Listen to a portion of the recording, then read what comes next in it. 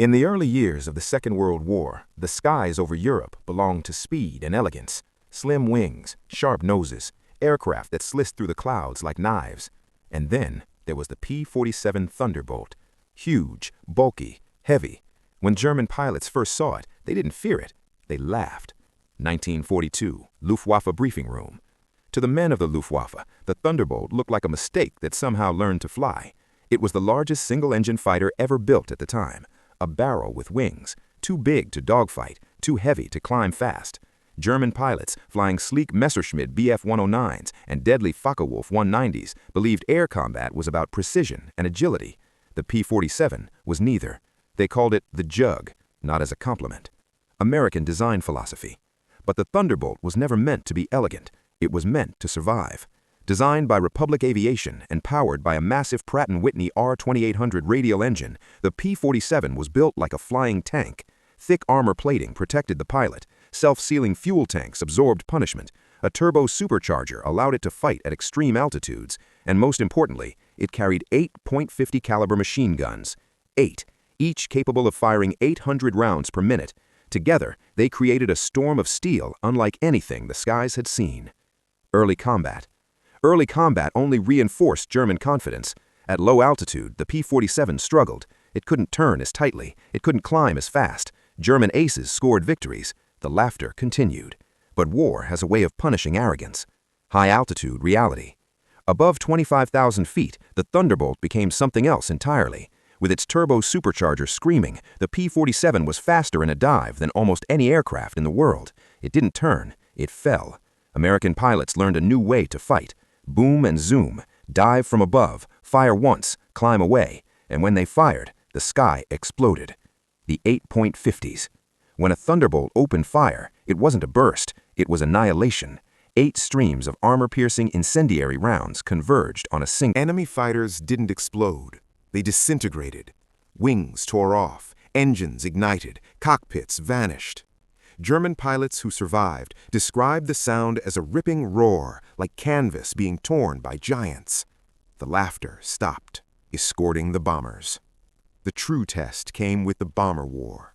American B-17 Flying Fortresses and B-24 Liberators pushed deep into German territory, daylight raids over factories, oil refineries, and rail yards.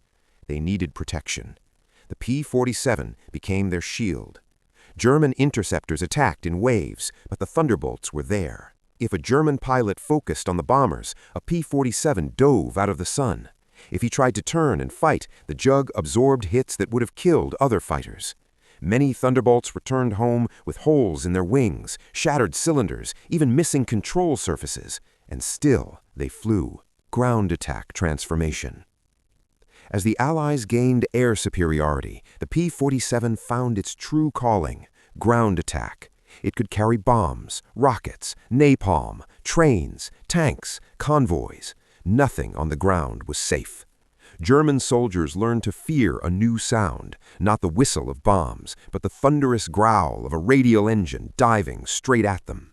The Thunderbolt earned a new name, the Angel of Death. German pilot testimony. After the war, captured Luftwaffe pilots spoke openly. They admitted the truth. The P-47 was not pretty, it was not graceful, but it was terrifying. You could hit it again and again, and it kept coming. And when it fired, there was no escape. One German ace summarized it simply. You didn't fight a Thunderbolt. You survived it, or you didn't. By the end of the war, over 15,000 P-47s had been built. They destroyed thousands of enemy aircraft and tens of thousands of ground targets. More importantly, they brought pilots home.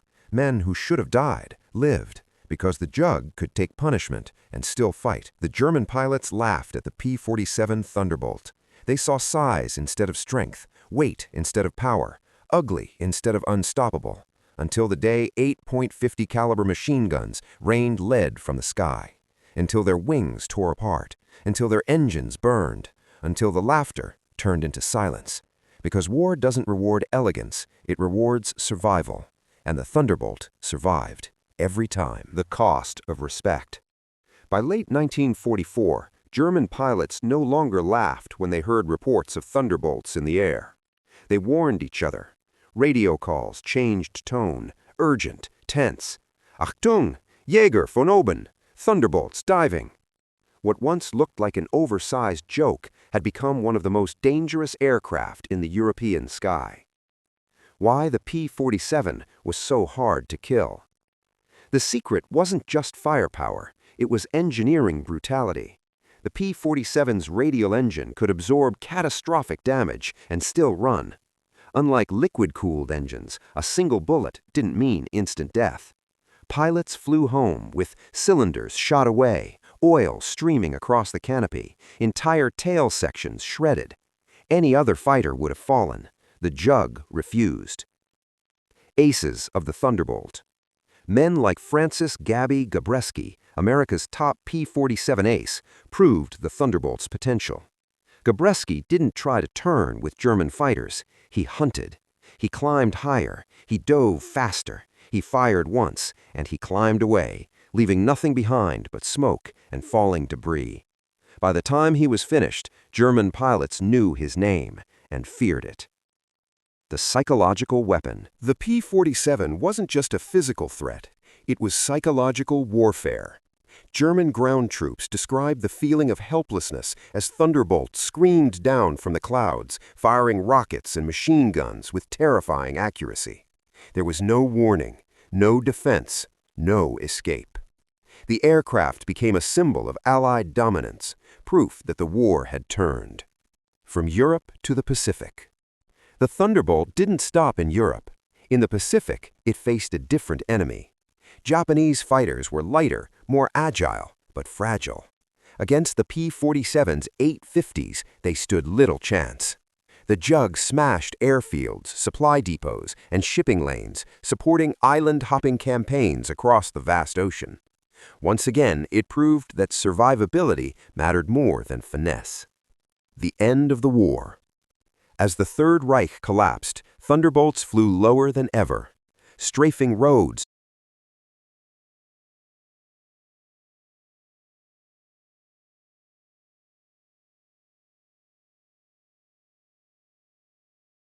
clogged with retreating forces, destroying bridges, shattering logistics. By May 1945, the skies were silent. The Thunderbolt's mission was complete. When peace returned, newer jet aircraft stole the spotlight. The P-47 faded quietly into history. But among the men who flew it and those who faced it, its reputation never faded. It was not remembered as beautiful. It was remembered as unstoppable. The German pilots laughed at the P-47 Thunderbolt. They mistook bulk for weakness. They mistook weight for clumsiness. Until 850 caliber machine guns turned the sky into a killing field. Until the Jug dove out of the sun. Until laughter became fear. Because in war, the aircraft that wins isn't always the fastest or the prettiest.